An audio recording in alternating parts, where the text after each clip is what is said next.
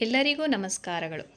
ಕನ್ನಡ ಕಣಜ ಹೊನ್ನ ಭಾಷೆಯ ಕಲಿಕೆಗೊಂದು ಪುಟ್ಟ ಹೆಜ್ಜೆ ಭಾಗ 3 ಅನ್ಯದೇಶೀಯ ಪದಗಳು.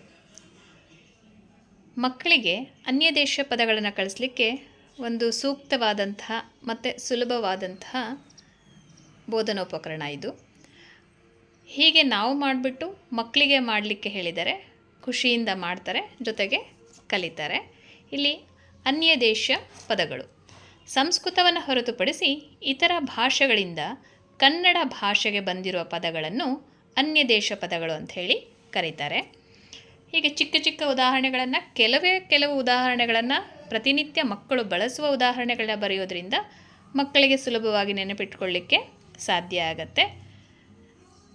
ದೇಶಿ ಕನ್ನಡ, ದೇಶಿ ಅಚ್ಚ ಕನ್ನಡ ಶಬ್ದಗಳು ಮನೆ, ಹೊಲ, ಗದ್ದೆ, ಹಿತ್ತಲು, ಕದ, ಮರ, ಗಿಡ, ಹೀಗೆ ಚಿಕ್ಕ ಚಿಕ್ಕ ಉದಾಹರಣೆಗಳನ್ನು ಬರೆಯೋದು.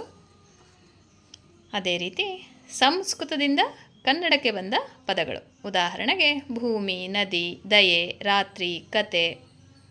ಅದೇ ರೀತಿ ಇಂಗ್ಲೀಷ್ನಿಂದ ಕನ್ನಡಕ್ಕೆ ಬಂದ ಪದಗಳು plague, number, mile, fees, card.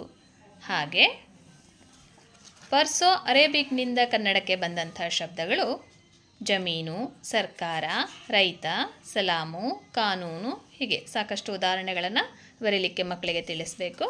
ಅದೇ ರೀತಿ ಪೋರ್ಚುಗೀಸ್ನಿಂದ ಕನ್ನಡಕ್ಕೆ ಬಂದಂಥ ಶಬ್ದಗಳು ಅಲಮಾರು, ಸಾಬೂನು, ಪಾದ್ರಿ, ಇಸ್ತ್ರಿ, ಮೇಜು, ಆಸ್ಪತ್ರೆ, ಹೀಗೆ ಚಿಕ್ಕ ಚಿಕ್ಕ ಉದಾಹರಣೆಗಳನ್ನು, ಪ್ರತಿನಿತ್ಯ ಬಳಸುವ ಉದಾಹರಣೆಗಳನ್ನು ಮಕ್ಕಳಿಗೆ ಈ ಥರ ನೀವು ಮಾಡಿಬಿಟ್ಟು ಬರೀಲಿಕ್ಕೆ ಹೇಳಿದರೆ ಮಕ್ಕಳು ಈ ಥರ ಮಾಡಿ ಖುಷಿಯಿಂದ ಅದನ್ನು ನೆನಪಲ್ಲಿ ಇಟ್ಕೊಳ್ತಾರೆ.